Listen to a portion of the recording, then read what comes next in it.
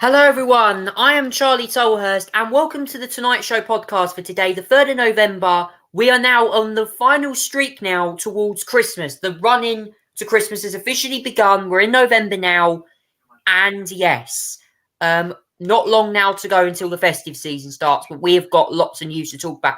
I'm joined by Late Party Supporter Zach Chambers to run all the latest news. Hello, Zach. Hi, Charlie. Hello, mate.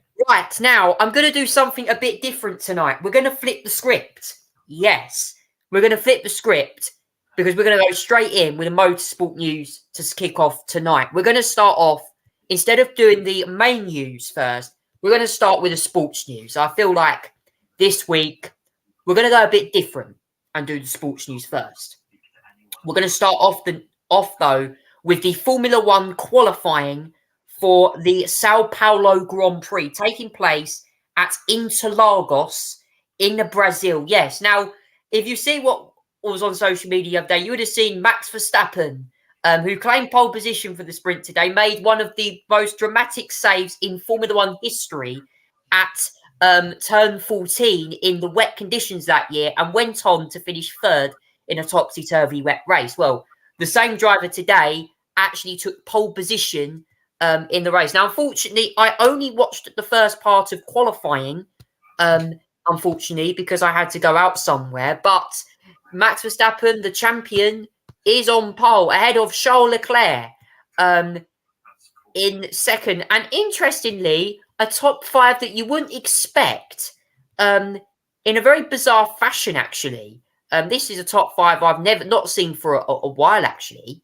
In P3 was Lance Stroll in the Aston Martin. In fact, Aston Martin 3 and 4, Lance Stroll, Fernando Alonso, Lewis Hamilton 5th, George Russell 6th, Lando Norris 7th, Carlos Sainz 8th, Sergio Perez 9th, Oscar Piastri did not set a time in Q3. And Zach, what did you make to qualifying for the Sao Paulo Grand Prix?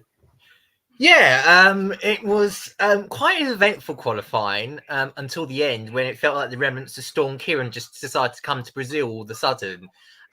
If you saw the end of qualifying, it was probably the most stormiest qualifying I've seen in quite a long time, to the point where it actually had to be abandoned, unfortunately. It meant that Max Verstappen was on pole after only one run in Q3. Which was unfortunate, but if you're a neutral and you're fed up with Max Verstappen, but he set the best lap on the first run, which meant he got pole. Very simple on that one, I think, as well. Not everyone set the laps. There was a yellow flag as well before the rain came in. It was courtesy of Oscar Piastri, who ruined his first lap, and therefore didn't even get a lap in. 10th position for him, unfortunately, because he didn't get the lap in as well. Rather unfortunately, that compromised Sergio Perez as well, who starts 9th. I wouldn't entirely blame him in this scenario, actually. But Max got the best lap in as well. Surprisingly, because it felt like it was off the pace in Q2 and Q1, but he got pole anyway. Leclerc was second, and the performance of the day goes to both Lance Stroll and Fernando Alonso, particularly Lance Stroll, who's had a fairly difficult set of races recently as well. Managed to get P3 in his final run. Very impressive. Not only got into Q3, he managed to put it in third position. Very happy for him. And I have to say that's particularly a good one as well. Fair play for Alonso as well, with fourth position. Mercedes a bit off the pace after showing good signs in FP1. The only 3 practices of the day, 5th and 6th for Hamilton and Russell. Norris, what could have been P1 after Q1, P1 after Q2, 7th in Q3. Is unfortunate. Unfortunate for Carlos Sainz, 8th, as like made in Perez in 9th, who got compromised by the Piastri yellow flag, as well in 10th. Outside we had Hulkenberg in 11th. I think that's a decent result for Hulkenberg, actually. Just missing out, which is unfortunate, but I think he'll take that. 12th, Esteban Ocon and Gasly 13th. Ocon and Gasly 12th and 13th. Magnussen 14th. He was last year's pole sitter. Unfortunately, the changeable condition didn't suit him this time. Alex Albon 15th. Tsunoda and Ricciardo 16th and 17th, both just missing out on Q2. Bottas 18th. Logan Sargent 19th. Joe Guanyu in 20th as well. We have sprint shootout tomorrow at 2 o'clock, and then the sprint itself I believe, at 6:30 tomorrow as well. And then the race is going to be at 5 as well across the Grand Prix di Sao Paulo 2023. We've seen a lot of things happen. This is going to be a fun weekend, I think, because we've got sprint, probably one of the best sprints of this season, hopefully, as well. And lots of overtaking opportunities. One of these classic circuits that brings all the actions you possibly can, unpredictability, close racing, and all that sort of thing as well. It's going to be interesting. It's going to be fun, and it's going to be epic, I think, as well, coming up to this weekend as well. So, yeah, we're looking forward to it, especially tomorrow. We've got sprint shootout and the sprint race as well. And then, yeah, maybe we'll have a dry weekend, although we don't know what the weather's like in Brazil, because we saw the unpredictable turn today as well. It wasn't helped because of a 50-minute delay to start qualifying. A lot of things can happen, and Brazil is certainly ones that can provide a shock or two as well. So if you're Max Verstappen, don't get too comfortable, because you actually, a lot of things can happen. It certainly will be an interesting race. And I have to say as well, when you look at the results from qualifying today, I mean, Aston Martin, that is a fantastic qualifying after a torrid last couple of races. I mean, the starting at Austin, they didn't even get into Q1. Alonso and Stroll were complaining of what spec to run on the car. Alonso wanted the old spec because the new spec was terrible and the upgrades came in. And yeah, I mean, honestly, Aston Martin to get a great qualifying today. Lando Norris, I mean, kind of binned it in 7th place. Perez again behind Lewis Hamilton. That's going to be the fight for the big question. Fight for 2nd place now. I think there's only 20 points in it. And if Hamilton can gain more points in that sprint tomorrow, that gap will come down even more. And the race could be another pivotal moment as well. But yes, Nico Hulkenberg not doing a bad job in the Haas. I mean, Magnussen, I think, needs to be out at the end of the year, given woeful performances he's had at the moment. I mean, Zach, what did you make, obviously, before we move on to last weekend's Mexican Grand Prix? I mean, for Kevin Magnussen, ended rather spectacularly in the barriers, didn't it? Yeah, he rather did as well. That was a rather dramatic accident that happened last week. It was due to, I think it was the left rear suspension failure that turned the car totally to the left on the curbs as well. Yeah, it wasn't the most exciting Grand Prix, but Perez, well, where did we start with him? Home race, and he totally bottled it on the turn 1. Got too optimistic going 3 abreast, which doesn't actually work in turn 1. And got caught out, squeezed Charles Leclerc. Max Verstappen came through the middle, and then off he went onwards to them. An easy victory for Max Verstappen from there onwards. Very easy as well. With Leclerc, I mean, to be fair to Leclerc, I think he did all right at the end as well of that race. I think he did okay, given that he had damage as well. He finished 3rd, which actually for him, with a damaged front wing, is a decent result. Lando Norris was P5. 5th on that one. Lewis Hamilton, I was going to mention. Great race for him. 2nd position, works his way through the field again. I mean, he's been fast race pace as well. But it's Ferrari 3rd and 4th, and then Norris was 5th. Actually, just Russell was 6th. Ricciardo had an excellent race, 7th position as well. Great job by him. Piastri 8th, Albon 9th as well. Points finish for him. And Esteban Ocon in 10th position as well. Obviously, the DNS were Perez, Magnussen, and the 2 Aston Martins as well. So Logan Sargent as well. He wasn't the most best of races, but it was okay. I think it was better than what we saw last time out, to be fair. But yeah, not brilliant, but okay race as well. And we're going to focus on Brazil, as we mentioned, this weekend. We've already had qualifying. Looking forward to the sprint and the race on Sunday as well. Yeah, I was just going to say in that race as well, Yuki Tsunoda was not the happiest chappy on the track. Threw away a point finish after clipping Oscar Piastri twice during that race and deciding to do a Sergio Perez style move, which ended up with him spinning out of the point. So, yeah, Yuki Tsunoda bottled it again last weekend. So it's certainly going to be interesting. Obviously, this is qualifying. This is for Sunday's race. Sprint will be tomorrow. I mean, wow. I mean, the sprint will be interesting. What's your view on Formula One? Should they scrap sprint races or should they keep them? Let me know down in the comments. Now, moving on now to the NASCAR coverage. Now, I must admit, I need to watch. I have not caught up with the final, the Martinsville race. I think I did see some highlights of the Martinsville race, though, on the telly. So I'll try and watch that. But we now have, I believe, the Championship 4 decided for the Cup Series now, which will be taking place at Phoenix. I believe this weekend, actually, is the final round of the NASCAR Cup Series this year.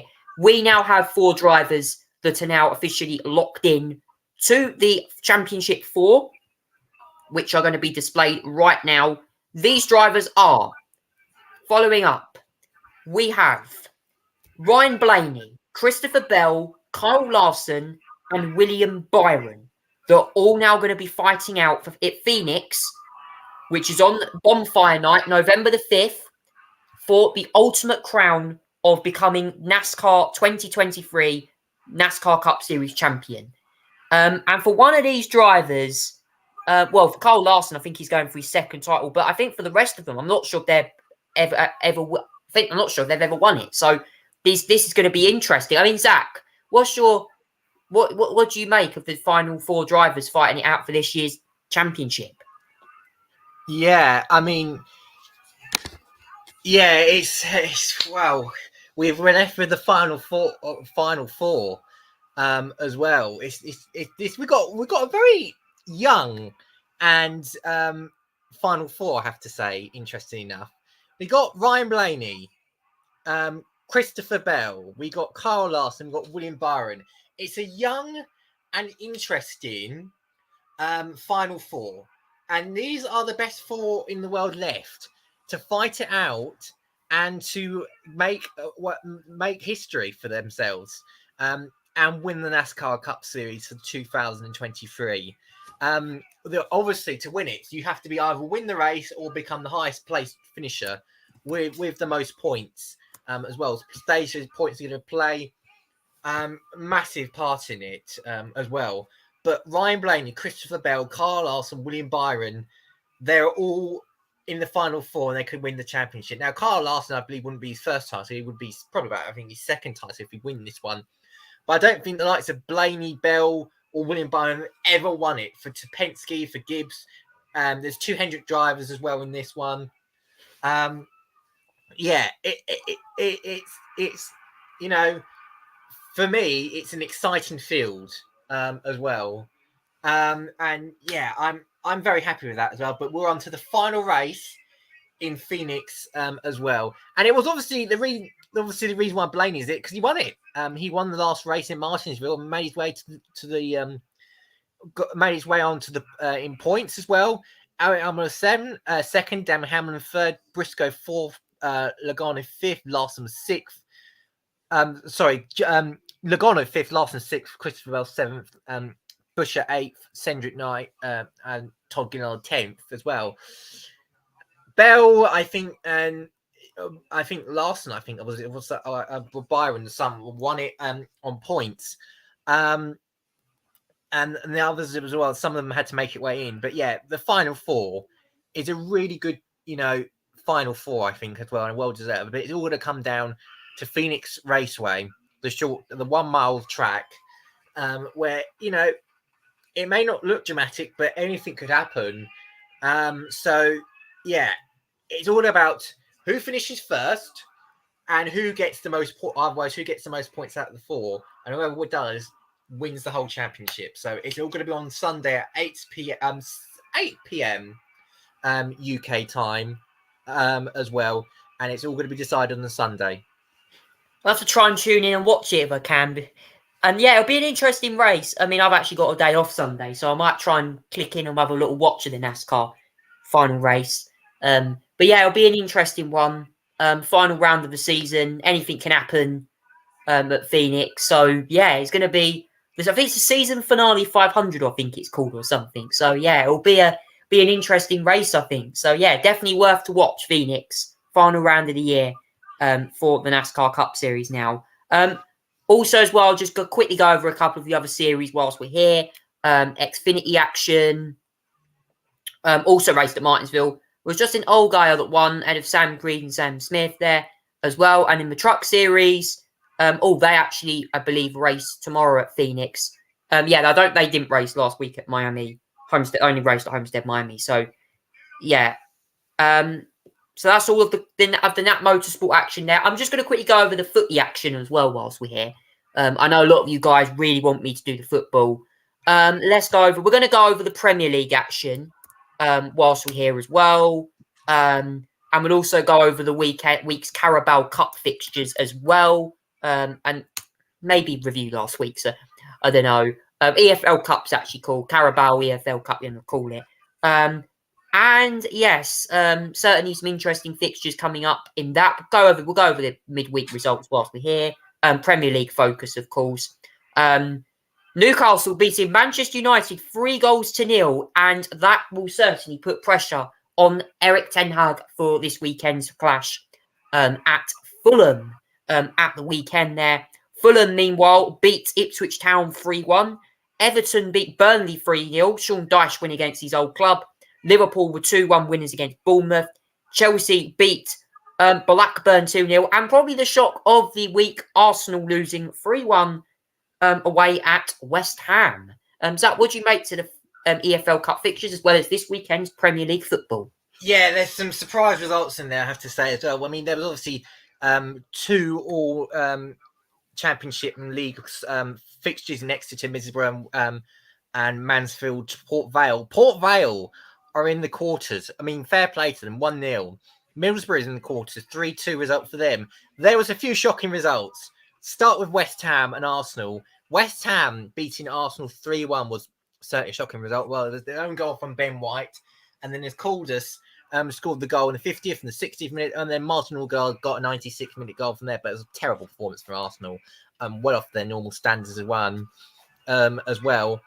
Chelsea won 2-0, not really surprising there, despite a poor run result for them.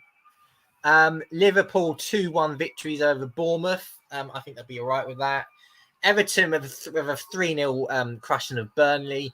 2-1 for Fulham over Ipswich. And then the other shocking result was Newcastle in a rematch of last year's Carabao Cup final. Newcastle won 3-0 over Manchester United, and doing adding to Manchester United's miserable run of form recently as well. 3-0. Almiron, Lewis Hall, and Joe Willock were all the goal scorers in that one. And what it means to the quarter-final draw is there are 4 matches: Port Vale and Middlesbrough, Everton, Fulham, Chelsea, Newcastle, and Liverpool, West Ham will be played in December as well. But I want to focus now on what's happening in the Premier League as well this weekend, because we got matches on Saturday, Sunday, and Monday, and there's a particular ones I want to look out for. So the 12:30 match tomorrow is Fulham Man United. Man United really must win this, otherwise Erik ten Hag is going to feel the pressure a little bit as well, I have to say. I mean, they need to bounce back, and a match against Fulham is surely the time to do it tomorrow as well at 12:30. At the 3 o'clocks tomorrow are Brentford and West Ham. The pick of the 3 o'clockers for me is Man City Bournemouth as well. Sheffield United Wolves is also at 3. Burnley Palace at 3. Everton Brighton's also at 3. And then the 5:30 evening kickoff will be Newcastle v Arsenal. That is going to be a tasty tie, I think, as well. Given Newcastle performance and Arsenal trying to bounce back, they're going to have to get back into the river against Newcastle as well. I think that'll be an interesting match to watch. And then over the weekend on Sunday, we've got Forest v Aston Villa at 2, and then 4:30 Luton Liverpool. But the match of the weekend for me, and probably for everybody, will be a London derby on between Tottenham and Chelsea, the Monday night football at 8 o'clock. It was famous a couple of years ago because this is the first Monday night football involving Tottenham and Chelsea since, I think it was, if I remember rightly, 2015. I think it was that. It might have been 16. I think it was 16 actually. And that was the famous Battle of the Bridge, when basically it was full of fights, that match as well. And it ended up with Tottenham. I think it was Chelsea drawing against Tottenham, and therefore handing the title to Leicester City that day as well. One of the most famous matches that I can remember of as well. But yeah, Tottenham and Chelsea is the big game of the weekend on the Monday night at 8 p.m. As well. It's a big match to look forward to. And then following that, we've got action in Champions League as well. Dortmund, Newcastle. Newcastle will be away to Dortmund this time. Galatasaray versus Man United. Young Boys Man City against Young Boys, Arsenal, Seville, as well. That will be on this weekend as well, and there'll also be action Europa League and Europa Conference League on the Thursday. I know that Brighton back into Ajax, West Ham, Olympiacos as well. Aston Villa, Rangers, Celtic, Aberdeen, all also in action this weekend as well. Yeah. The European football this week and the Premier League. Zach, before we move on, questions being raised. My uncle actually raised this question with me a few days ago. He also watches the show. His name's Chris. He was speaking to me about, and I know this because I've heard lots of people talk to me about this. Video assistant referee VAR coming to make errors in matches. We saw, I think, Liverpool and Tottenham have an issue with this system where a goal, Luis Diaz's goal, I think, got overturned as an offside goal, or basically got overturned as disallowed. But I think there was also another incident the other day involving it in Scotland. Yeah, I can't remember what it was, but I didn't see it. But I think there was a terrible VAR decision that was given, and all sorts of controversy came from that as well. I mean, there was pretty much some dreadful VAR decisions throughout it as well. But VAR has its consequences as well. Anthony Taylor is normally one of the referees this weekend, and refereed the Newcastle Wolves 2-2 draw as well. Who describes a decision that VAR, the Wolves manager, is scandalous, which Anthony Taylor refereed in the match. He's been demoted to a championship match this weekend, which tells you just how serious the football, the FA are trying to take this as well. He's on VAR duty Sunday, I believe, but he's also demoted to a championship match this Saturday. There's anyone who seems to be making ridiculous errors seem to be demoted or be put off the weekend or demoted to championship matches, and this time it's going to be a championship match for Anthony Taylor as a punishment for a terrible VAR decision. So the problem is they're still too common, I think, as well, and there's still too many professionals making undue errors as well, I'm afraid, with this one. I mean, the only thing that's worse than VAR at the moment seems to be boxing judges, but other than that, at the moment, VAR happens ups and downs. I'm always for VAR, but the people behind it are pretty terrible. Let's just be honest about that. VAR is a good system in principle, but the people system running it is pretty terrible, and yeah, they're not very good at all.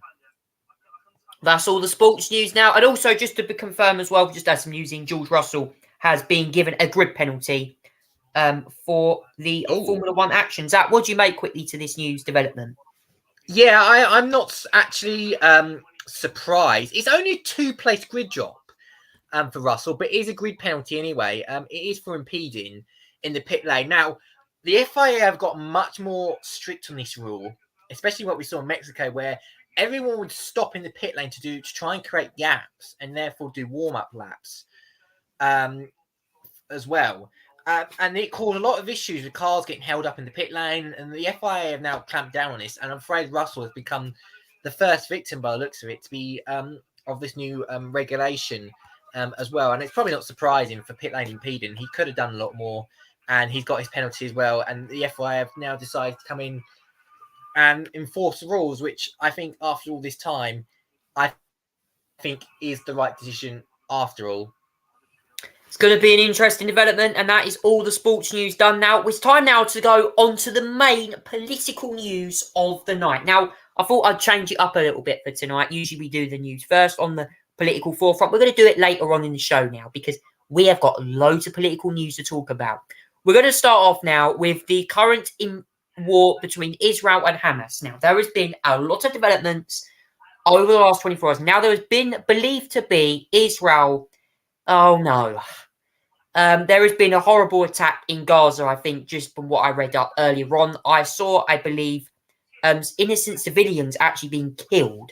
From what I heard there, Israeli authorities have actually confirmed this from what we read up.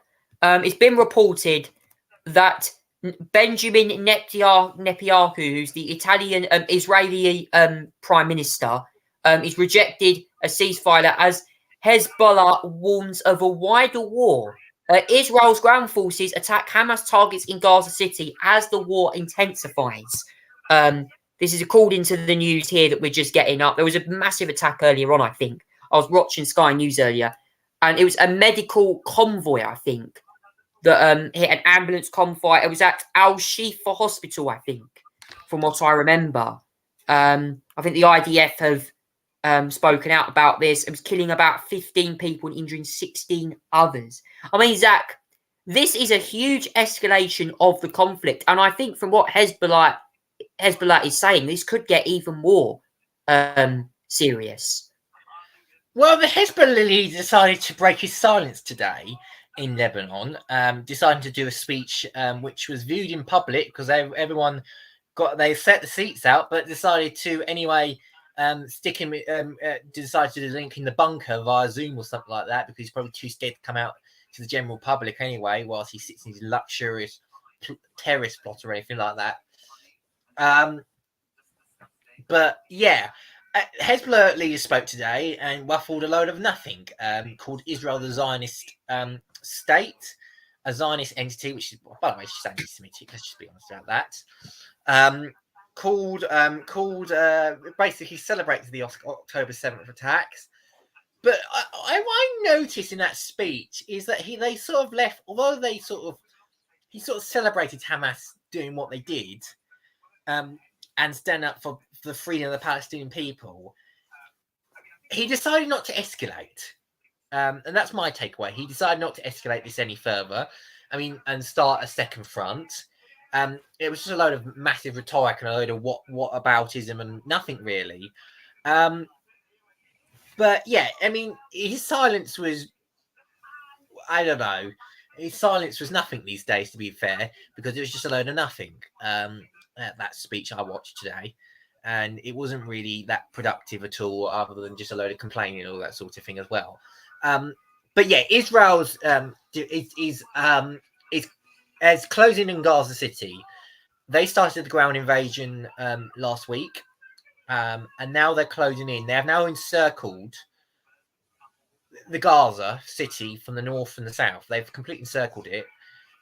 They are really close to the city now, and they're probably about to make moves into the city as well, which is going to be dramatic. The US have continued their diplomatic mission this week. This week they've been obviously Israel.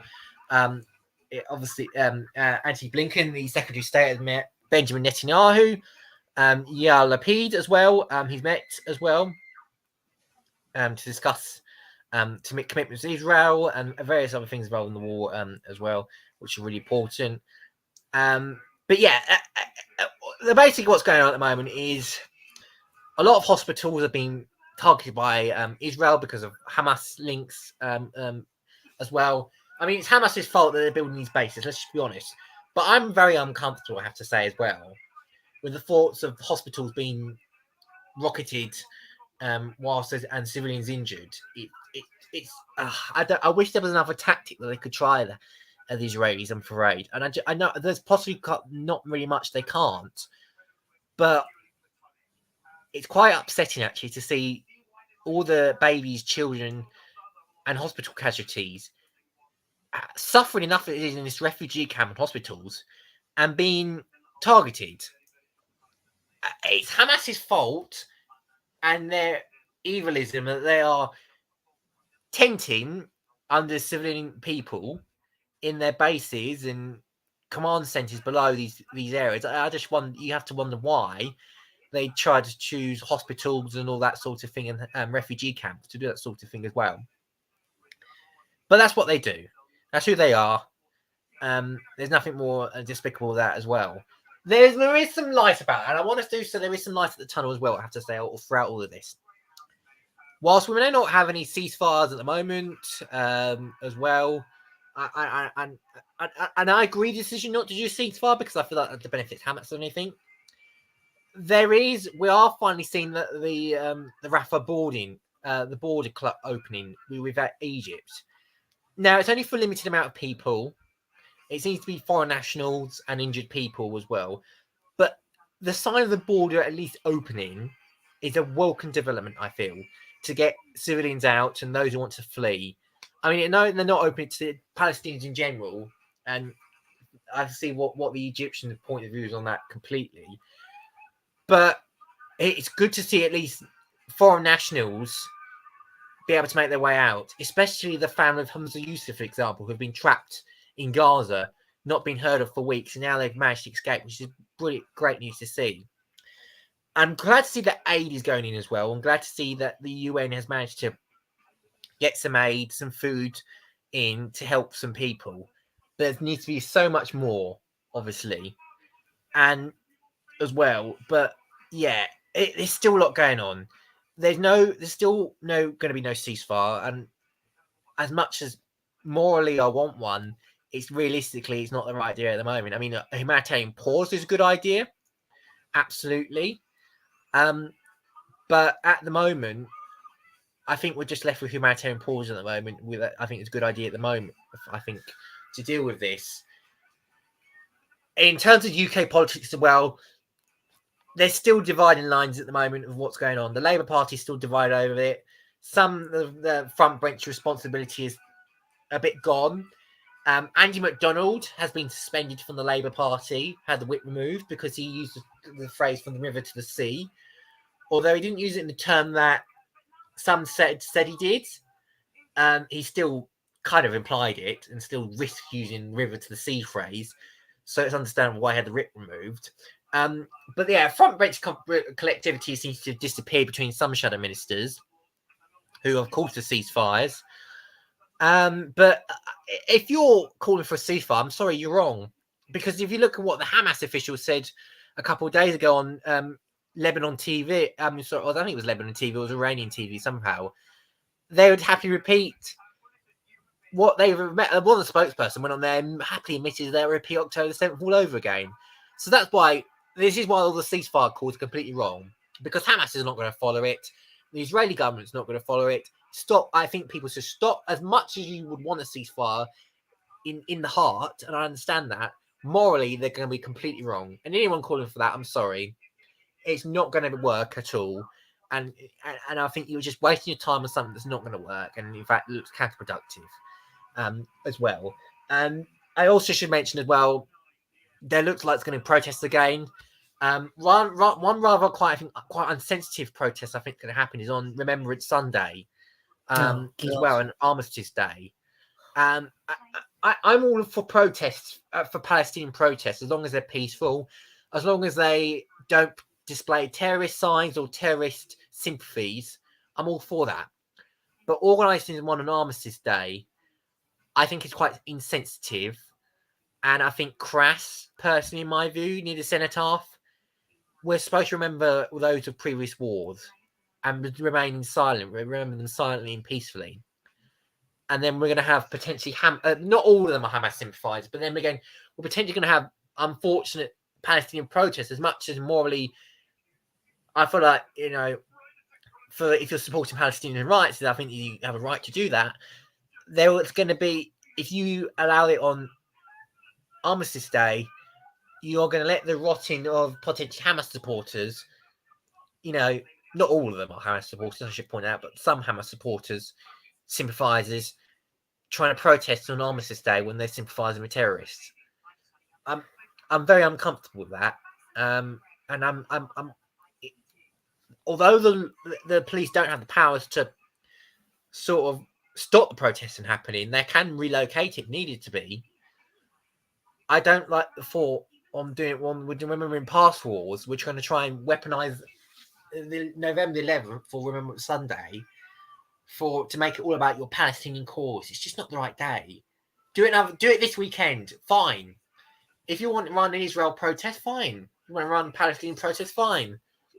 But November 11th and Remembrance Sunday, please, no, you're just crass. It's insensitive. It's crass. And quite frankly, unfair to those who want to remember those of past wars in silence.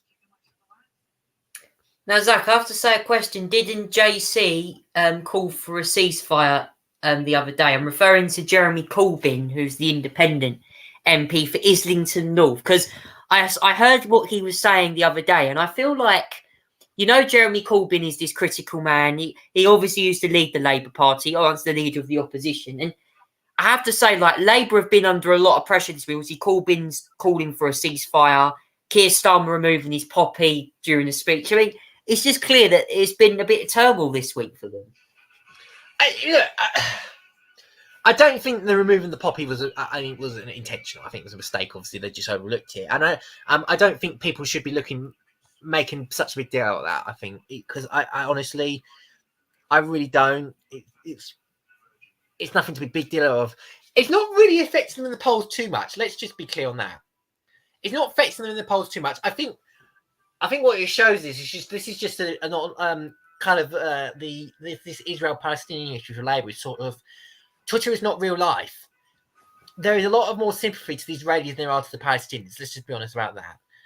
And at the moment, as well, it's not really affecting Labour in the polls, despite what's happening in the inter-party battles. I think Keir Starmer's made the position quite clear. I think it's correct. I think there's nothing wrong with it at all. And I think they're in the correct position at all. It's the right position. It's the correct position. And anyone challenging that, fine. But what's your alternative? Especially Jeremy Corbyn calls it for ceasefire. He's always going to call it for ceasefire. But yeah, the position, I'm afraid, for those calling ceasefire, I'm afraid is wrong. And it doesn't look good for those who are calling for ceasefires without any explanation or alternative of how to make that ceasefire work. It's going to be an interesting development, and we'll keep you updated with the war on Israel and Hamas over the next week and see any more developments that are happening. Moving on now to Storm Ciarán now, or Ciarán. It's a weird pronunciation, but this has been Storm Ciarán from what we understand. This has caused widespread damage across much of Europe. I think France had some pretty strong winds the other day as well. But it's also caused huge havoc across the UK. Jersey, Guernsey had some pretty horrible winds the other day. I think gusts over there reached 110 miles an hour. The UK had about 80 mile an hour wind gusts.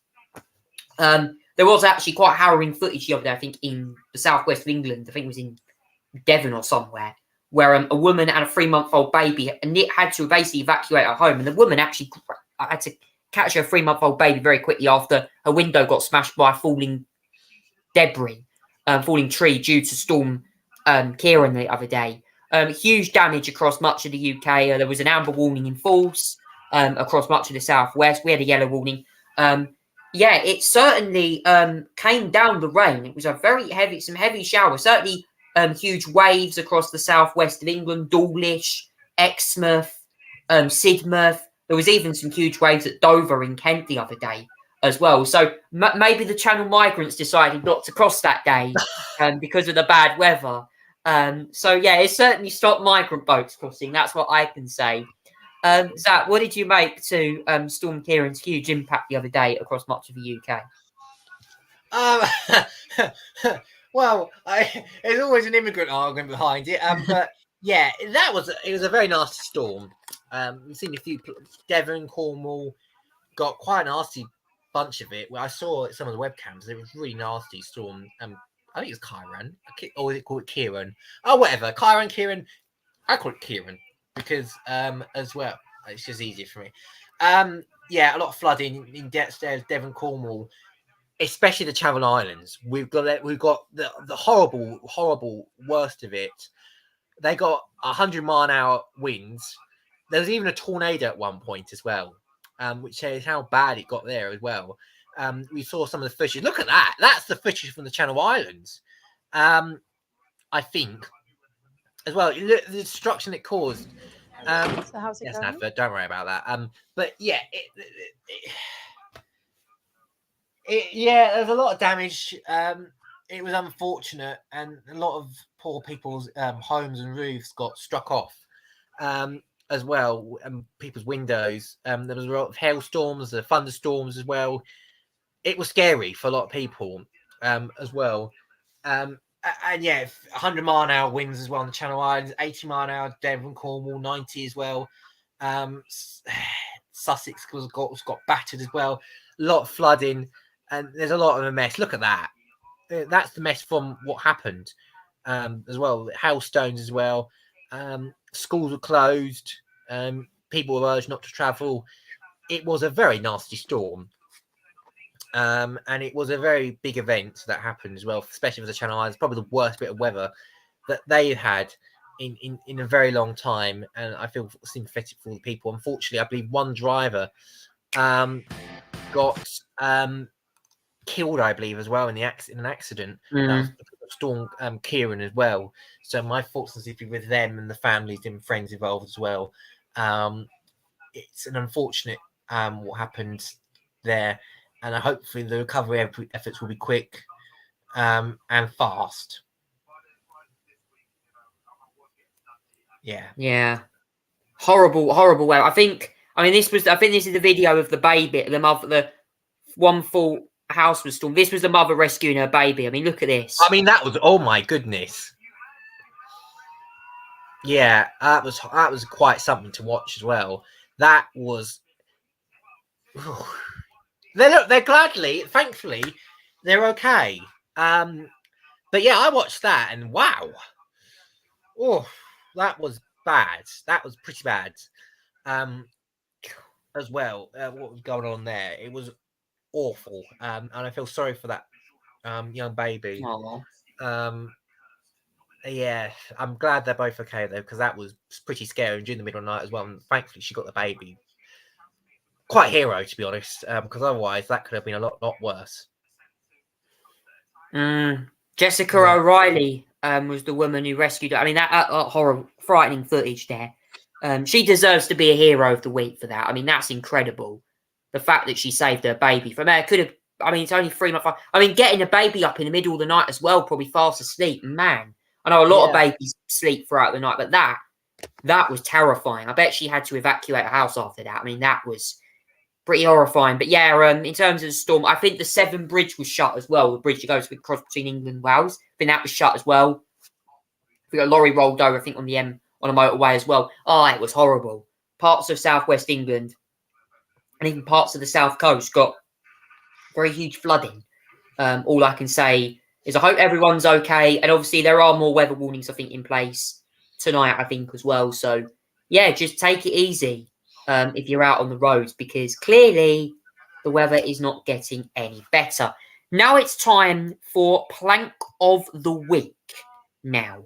This is where we are going to be talking all about the planks of the week for this week. Now, who is my plank of the week this week? Well, I've got a couple of them.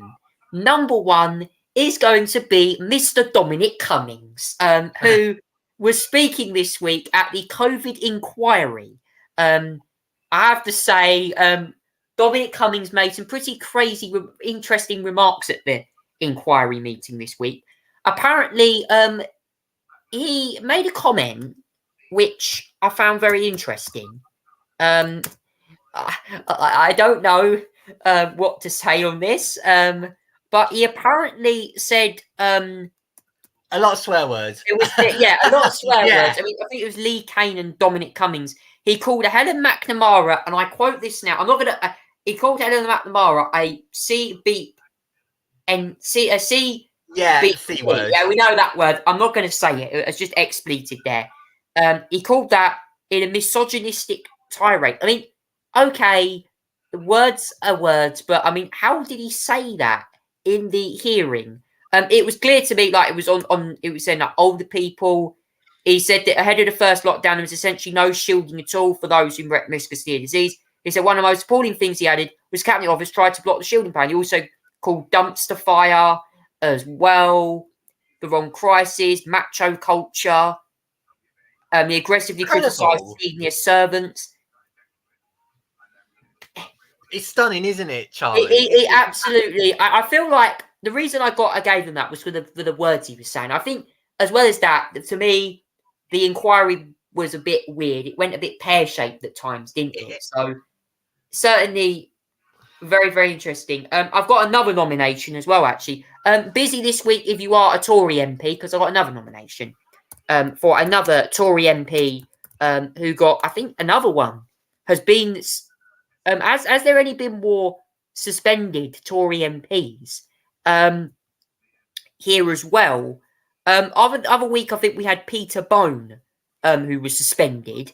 It's also been announced that Bob Stewart has been found guilty of racially aggravated public order offence. He's found guilty at that radically aggravated public order offence. An activist go back to Bahrain during upset protest in central London December last year. Chief Magistrate Paul Gosbring fined MP £600 with additional legal costs, bringing it to £1,436. So another MP there, certainly getting a nomination there. I mean, goodness me, Tory MPs filling up my list with nominations this week. It isn't a great example. And my final nomination, funnily enough, goes to, this is an interesting debate here, guys.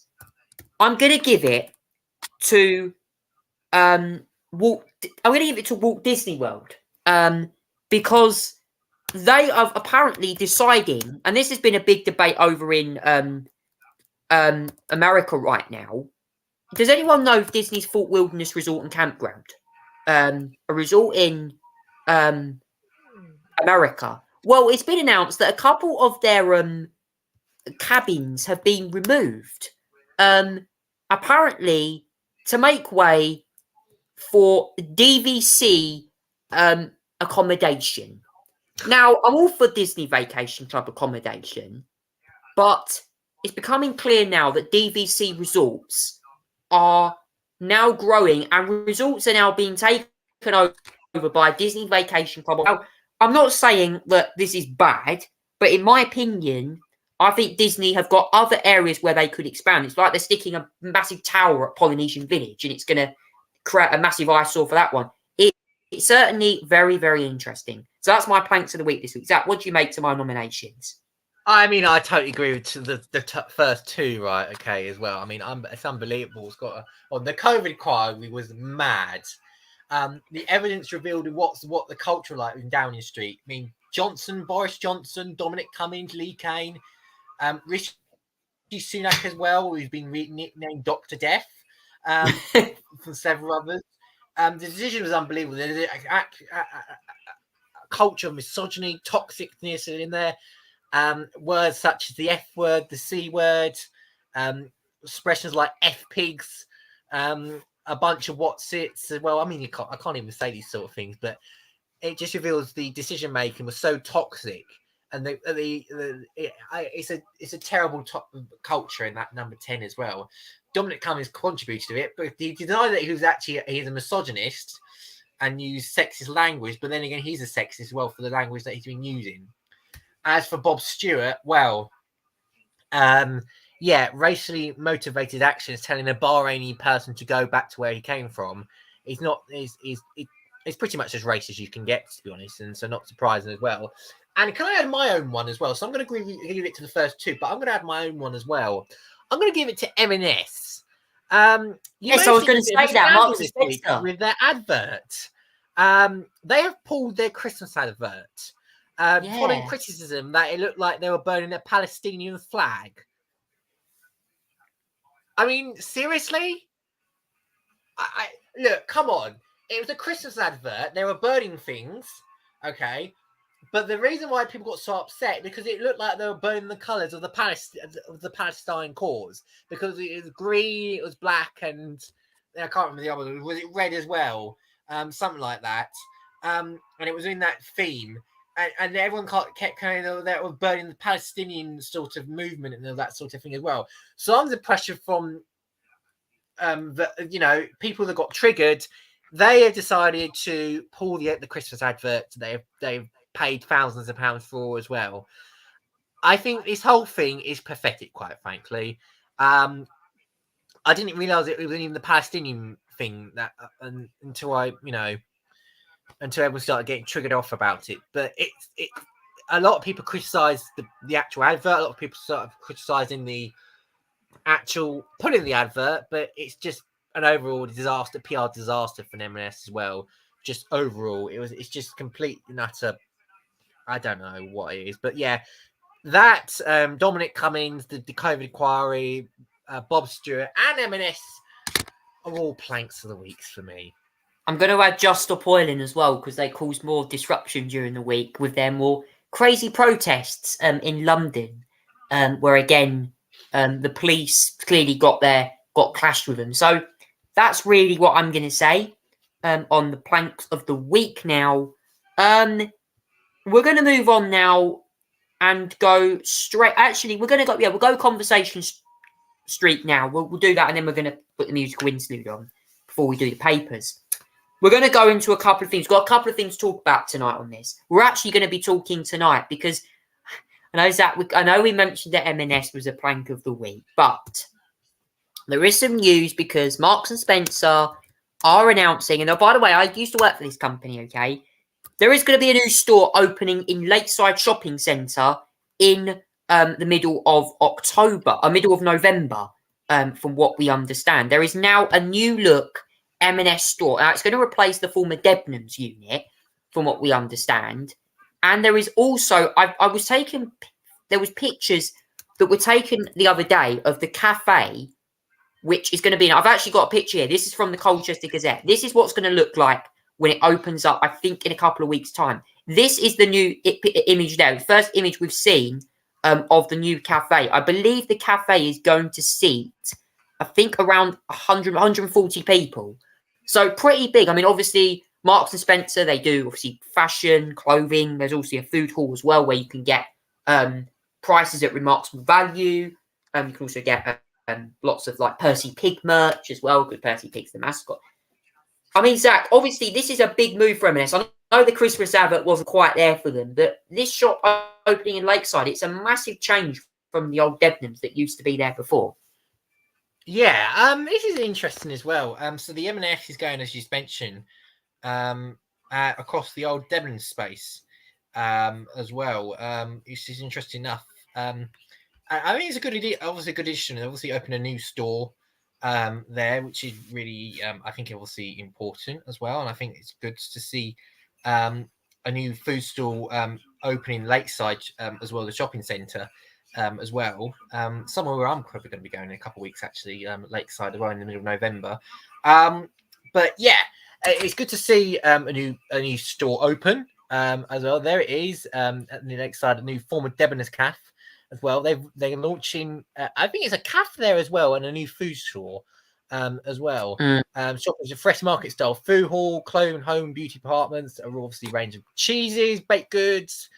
As well, and the new look memories follows the recent announcement plan investment about £500 million in its new store rotation program, creating 3,400 new jobs as well. One of the first of 20 new M&S stores that are due to open across the country this year. No exact date announced, I don't think, at the moment, but it will be located in Lakeshire Shopping Centre. It will be open 8 a.m. to 9 p.m. Monday to Saturday, and 11 a.m. to 5 p.m. on Sunday.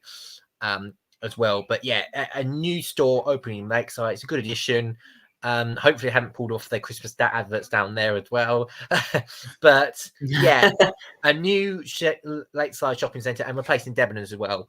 At least the retail industry has some sort of resilience, and welcome the fact that M&S is going to replace Lakeside there as well. It's going to be interesting. I mean, obviously, this is a big new unit going into a former Debenhams site. So, I mean, will Percy Pig certainly be happy in his new home? I'm not sure. It should be. Certainly, it's a huge store in there. So, it will be a massive change as well. So, you've got Primark there. There's actually a Disney cafe there as well, actually, inside the Primark store. So, I'm sure a lot of girls will be going there to get their lovely beignets and stuff, or Minnie Mouse cakes, if there's ever Minnie Mouse cakes there. So, certainly interesting on that one. And the final bit of news I want to mention as well is actually a bit of news. Now, I mean, this is some news that we want to mention about. I want to quickly talk about something that's been bugging me lately. And that is, do we trust our police forces? There's been a lot of questions about the way Britain's policing's been going lately. Obviously, the protesting of... Obviously, we spoke about it the other year with the protesting of the policing of the Sarah Everard Virgil, where Sarah Everard unfortunately lost her life. But there's been lots of other issues that I mean, Zach, obviously we've got protests that are going to be taking place. Obviously, there's planned ones for Remembrance Sunday and the Armistice service as well in London. And also these Palestinian protests that have been taking place as well. Obviously, Free Palestine protests that have been taking place across London, stuff like that as well. Do you think the police have to actually act a lot tougher? Because this is going to be an issue that I think London Mayor Sadiq Khan's going to have to really look at here, I think. Yeah, I mean, look, I'm all for the rights of protest, like I said as well. I'm all for the right for Israel for there to be Israel protest, as well as support Israel. I'm for people supporting Palestine as well, and the creating support for the Palestinian people, to stop the war and all that sort of thing. I'm also for that, absolutely. I'm very much for that. And I'm happy and fine with it if it's done in a peaceful manner that respects, the rights of everybody to protest freely. Free speech as well is important, but we also have to make sure there's no hate involved, as well. That's from the Israelis and the Palestinian protests as well. And make sure that no hate speech is aired and broadcasting, and there's no violence, and everything's peaceful, and no sympathy to terrorists. As well, that can't be aired, and I'm all for protests. In terms of how it should be policed, look, at the end of the day, these are very sensitive topics, and these rifle tensions within the community. So, the police must be on hand at every possible protest they can. They must, obviously, organisers should liaise with police. It would depend on the protest routes and everything like that as well. And I'm happy for them to those protests to go ahead and everything as well. But obviously, there's also a responsibility to actually police them properly as well. It feels like some things have been, let off the guard a little bit sometimes. Like that panic, like that train driver is, not really, that's not a crime, but people are shouting jihad and everything like that. I know the police don't have much powers in that area, and they feel like they need more powers than that. But again, the police should do more better identify what is hate speech, what is against the law, as well, and they really should do much better in that area. And I think that's where it becomes a little bit of a problem, I feel, as well. So and especially, the next couple of weeks are going to be crucial where these protests happen. Again, like I said, I mentioned Armistice Day again. My issues with that, but they shouldn't cause too much disruption overall.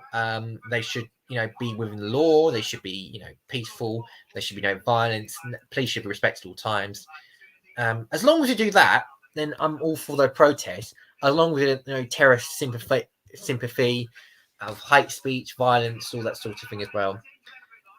If the police can manage that, it's very interesting. I think, London's a big city, and that's where everyone goes. So it needs to be managed carefully and with the law and the rights to the protesters as well. So this is the job I feel like the police have over the next couple of weeks as well. Yeah, and we'll do one more bonus thing as well before we put the music on, for the musical interlude. I just want to go over some news from France quickly. I'm going to talk about this now before we move on. France have moved closer to banning gender-inclusive language. According to law, authorities of the law, which concerns about communication in France, a gender-inclusive language was an obstacle comprehension, ease of reading. The French Senate voted in favour of proposed law banning gender-inclusive language of communication in France. MPs will now have to vote the law, although no date has been announced on this yet. On Monday, Emmanuel Macron urged France not to give it time and reject gender-inclusive writing in order to safeguard French language. Now, Zach, what do you make to this story happening in France, French Parliament right now? I don't know. It seems like the French government went into the culture wars as well. Personally, for me, look, at the end of the day, I think for me, I get the argument that it's appropriate to, teach people normal values of culture and everything like that, and girl language, boy language, and all that sort of thing. I feel like if it's in schools, primary schools, I don't think should be taught this. I think it's okay if we do it. In my view, if we do it in sixth form and higher education, I'm okay with that. But if it's primary schools, then I don't feel like gender inclusive language should be taught that area. It's not really that appropriate at that age. Anything if it's 16 and over, then fine. I don't think we should ban completely the right to do that, but I think anything below that, yeah, we should really. I think for me, kids should be taught the proper ways as well, and what's relevant to them. Well, that's all the latest news there from Conversation Street. Now it's time to hit you with a song, and this one is an absolute gem of a song. A bit more of a party kind of tune. It's a Friday night. I thought we'll go with this one. We love your bars. We love your Irish tap dancing or swan dancing, whatever. You'll love this song. From Divide, this is Ed Sheeran's album Divide. This is Galway Girl. We'll see you in a few minutes. Oh, lovely. She fell in love with an Englishman. Kissed her on the neck and then I took her by the hands. And baby, I just wanna dance. I met her on Grafton Street, right outside of the bar. She shared a cigarette with me while her brother played the guitar. She asked me, what does it mean? The Gaelic ink on your arm. Said it was one of my friend's songs. Do you want to drink on? She took Jamie as a chaser, Jack for the fun. She got Arthur on the table with Johnny riding a shotgun. Chatted some more, one more drink at the bar. Then put down on the jukebox, got up to dancing. And she played her fiddle in an Irish band, but she fell in love with an Englishman. Kissed her on the neck and then I took her by the hands. And baby, I just wanna dance with my pretty little Galway girl. You're my pretty little Galway girl. You know she beat me at darts and then she beat me at pool, and then she kissed me like there was nobody else in the room. As last orders were called was when she stood on the stool after dancing to Katie singing to trad tunes. I never heard Gareth Fergus ever sung so sweet. A cappella in the bar using her feet for a beat. Oh, I could have that voice playing on repeat for a week. And in this packed out room where she was singing to me, you know she played her fiddle in an Irish band, but she fell in love with an Englishman. Kissed her on the neck and then I took her by the hands. And baby, I just wanna dance, my pretty little Galway girl. My Galway girl. My Galway girl.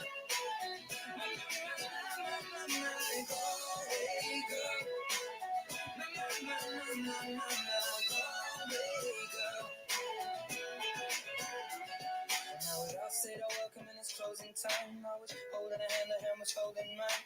Our coats both smell of smoke, whiskey and wine. We fill up our lungs with the cold air of the night. I walked her home and she took me inside. Finished some Doritos and another bottle of wine. I swear I'm gonna put you in a song that I write about a Galway girl and a perfect night. She played the fiddle in an Irish band, but she fell in love with an Englishman. Kissed her on the neck and then I took her by the hands. And baby, I just wanna dance, my pretty little Galway girl. My Galway girl. My Galway girl. My Galway girl.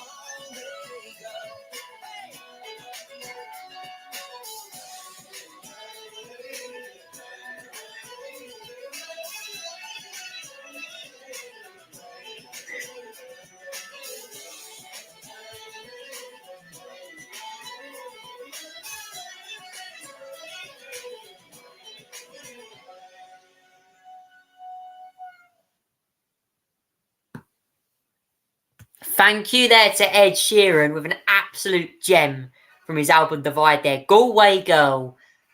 Zach, what do you make of that song? I certainly think that is a great song by Ed, isn't it?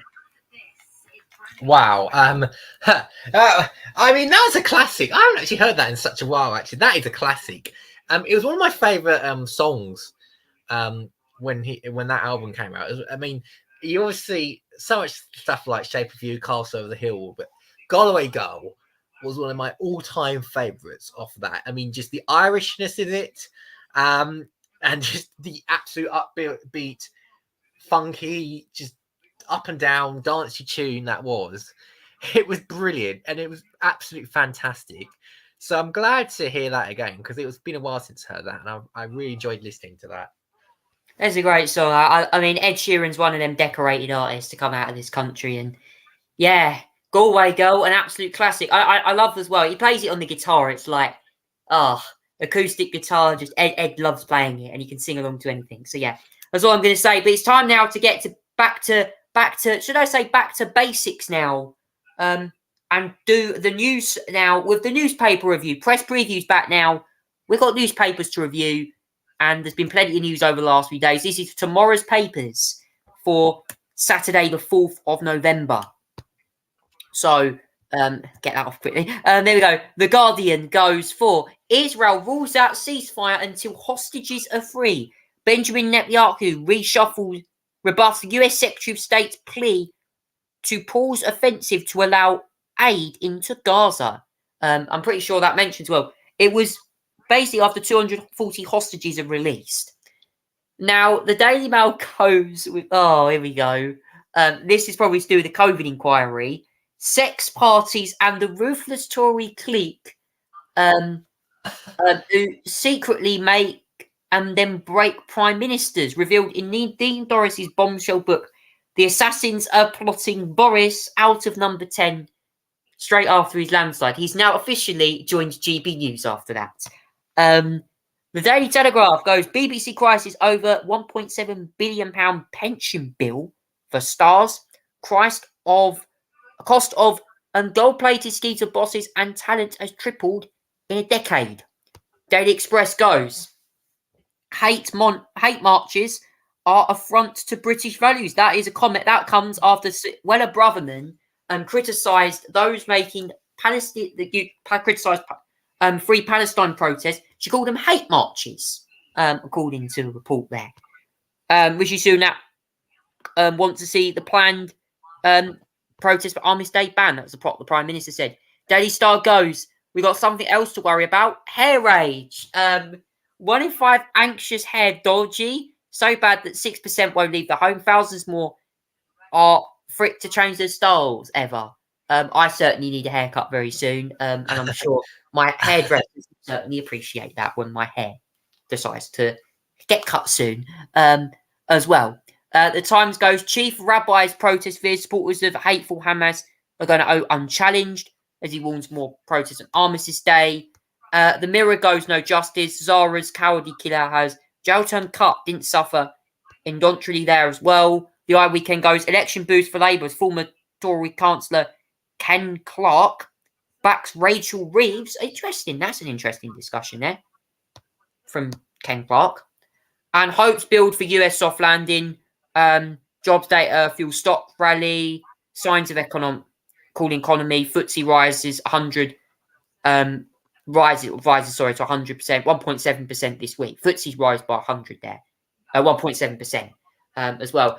Zach, what do you make to a tongue twister of newspaper headlines this week? Yeah, I'm going to combine some of them as sometimes I do, and then get through some of them as well. I'm going to start with the Israeli front pages related to the Israel crisis, which makes the front page of the Guardian, the Daily Express, the Times. That's about just three of them this time around, interestingly enough. But I'm going to combine them all. Start with the Guardian. Israel rules out ceasefire until hostages are freed. This is related to the fact that the Secretary of State Antony Blinken in the United States visited Israel. They were calling for some sort of pause in fighting, which Netanyahu and the Israeli government have rejected. It was an attempt by the US to try and encourage them to do this, but it's not happened. Hezbollah leader said all options remain an option for expansion of Israel-Hamas conflict as well. That's obviously, like I mentioned as well, Netanyahu has ruled any ceasefire out. I mean, the Hamas have ruled any ceasefire out as well. But nevertheless, well, I mean, Netanyahu fully ruled out unless all the hostages that have been taken by Hamas are released, which actually don't seem likely. I mean, they might release some, but not all of them as well. And Israel's committed to it, started its defense as well. I'll be honest, it's not a surprise on that point as well. I mean, both sides really want to keep going on with this offensive and with their atrocities. I'm afraid, well, not really. The Hamas wants to continue their atrocities of Israel, and that's pretty much obvious. What Israel wants to obviously strike Hamas targets at all costs, even if it means killing innocent civilians as well. And obviously, like I mentioned, there's protests this weekend. The Express mentioned that as well, and the Times sort of mentioned it as well. The Express goes, hate marches are a front to British values. Rishi wants to see planned protests on Armistice Day banned. He raised his concern today on social media as well. He warned of a risk to Cenotaph and others more has been decimated, which some have, unfortunately. And I'm afraid that's unfortunate to see. I think there's people doing that sad as well. Doing it would be on disrespectful and counterproductive as well. The chief rabbi has raised his own concerns as well. Has criticised pro-Palestinian protesters for standing alongside extremists. That's the view of the chief rabbi. I mean, I know he's going to take that as well. Not all of them are extremists, I should point out as well. But he's also agreed with the decision to, risk the idea of having protests on Monsters Day is riskful, and it's understandable. And I agree. I actually agree with him. I don't want to see protests that disrupt Armistice Day commemorations, and understandably so. It says stand on our control human Brietta, so many seem to be lost sight of more distance between Hamas and Israel. I mean, yes, he's right on that one, to be fair, with the chief rabbi. As well. It's just the 3 front pages that are Israel related and sort of today. The Daily Mail goes for something different. This is nothing to do with the Downing Street Party. This is something else to do with the culture of number 10. This is the Daily Mail's plug for Nadine Dorris's new book, which is coming out soon. He said in the book, Glenn Owen says that, according to what Nadine Dorris said, Boris Johnson acted by cabal that had been controlling to the Tory leadership for 2 decades. In the plot, the political assassination of Boris Johnson, which is Nadine Dorris's new book, identifies Michael Gove, Dominic Cummings, and a parliamentary advisor called Dougie Smith as members of the movement. As well, she said there was also, I can't believe to say this, sex parties and the ruthless Tory clique who secretly make and then break prime ministers. There was also something about animals in this side of this book as well, which I think was, quite shocking, really, to be fair. But this basically, what Nadine Dorris is alleging is that there was a bunch of people inside the that was plotting to get rid of the prime minister, including the Michael Gove as well, Dominic Cummings, and Dougie Smith as well. She said top of this brought down Ian Duncan Smith's party leader, created havoc for Theresa May and undermined trust. Her book, which I have to say, Nadine Dorris wasn't actually a fan of Theresa May, to be fair. Nor was she a fan of his trust. So, yeah, interesting that one as well. The Telegraph leads in the fact of the BBC's legal battle over a £1.7 billion pension bill for its on-screen talent and executive. This is an interesting one, I have to say as well. Another bit of BBC drama that the Telegraph does seem to like. 1.7 billion triggered by gold plate pensions handed to staff, including top stars and executive. They've been plunged in a financial crime and admitted into Dr. Senior Dedicar for this pension bill is not justifiable. Executive warned that rising costs are limiting investment in programming, and the black hole abusive finance is now so great it is locked in a legal battle in an attempt to reduce the pensions payout. I mean, there's a variety of factors I feel for this. The license freeze, the talent costs as well, and just government squeezes on them, I think, have factors on. But 1.7 billion is quite a lot to be riding out on that one as well. I'm going to move on to the Daily Star because I've pretty much done the Express. Their comical front page, hair age. Hair age. 1 in 5 anxious if hair's dodgy, so bad that 6% won't leave homes, and thousands more are too for it to change styles ever. I mean, some like to change their hair to look like they're a bunch of egg, like bald. Daily Star had deep hair-related concerns with Fifth of Britain, who was 6 too anxious to leave home. I actually find it quite sad. I mean, it sounds silly, but actually, people care about their looks as well. And I don't want people to feel uncomfortable just because the hair look a bit weird. We all do our hair in weird and wonderful styles, and I don't want to feel people shouldn't have to feel uncomfortable about that. So, as much as funny as it is, look at hair age. I mean, there's also a serious side to it as well that we've got to allow people to feel comfortable with their hair, and people should be comfortable with changing their hair, even if it's not to what they've been originally to do as well. Experiment with yourself and feel open about it. Is how I see it. I'm gonna probably have had hair like this for many more years unless I decide I want to drastically change it. I used to have really long hair, to be fair, down towards here. I was compared to Harry Styles. He didn't look like Harry Styles at all, to be honest, but there we go. And finally, we've got 3 more papers to do, actually, because I've done the Times. The Mirror goes for no justice. This is something as well, I think, really serious. John McSweeney's prison sentence has been reduced on an appeal in the Court of Appeal as well.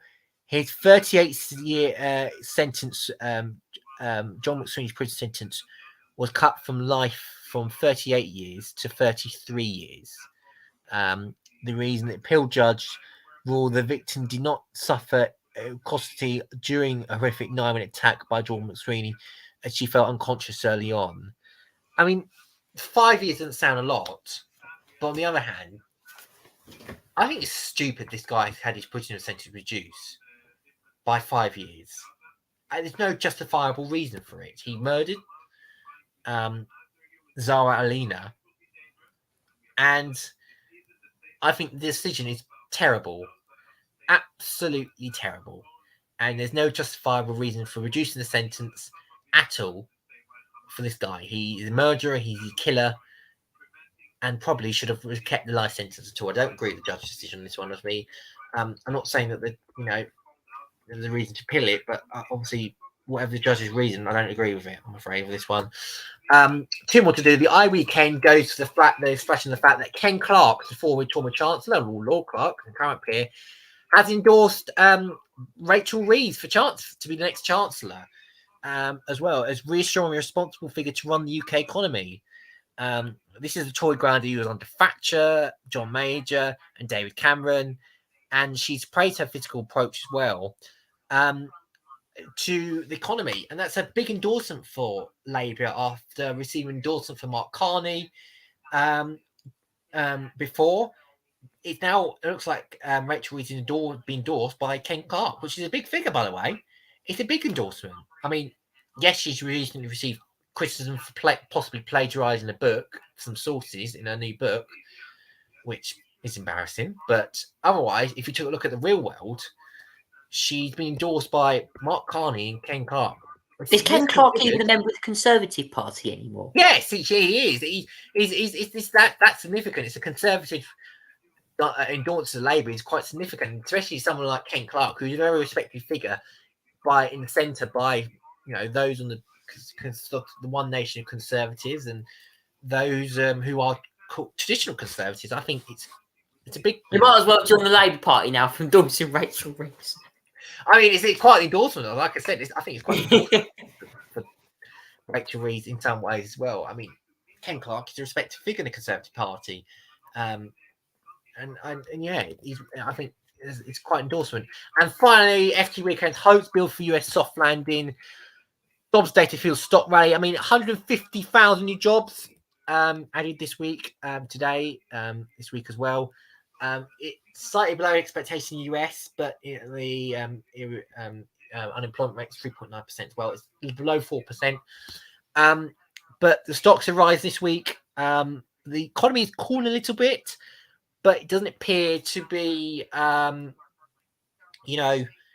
going off the scale, collapse or anything like that. The economy in the US resisted a little bit more. There looks like there's going to be some sort of now expectation that there can be some much more good but cooler figures. United States and 150,000 new jobs in October is sort of the sign of that as well. So yeah, that's the FT Weekend. No other paper by the looks of it, and that is the paper for tomorrow, the 4th of November 2023. Yeah, 1st November paper review of the month done. And also the first month show of the month done as well. That's the 3rd of November for tonight's show. The 4th of November is for the newspapers. They are all going to be out now. We can view them online. You can also go and watch them on the local news channels, BBC, Sky, GB News, all them channels. You can also go watch GB News headliners right now. They'll be going through all of tomorrow's papers with comedians. So certainly very, very interesting. But that is all we've got time for tonight on the Tonight Show podcast. I've been Chaitos and also Zach Chambers as well, my co-presenter. Big thank you to everyone as well for watching Tonight Show live on YouTube. We'll be back again next week for another edition of the show and plenty more news to discuss. Thank you so much for watching, everyone. Take care and good night.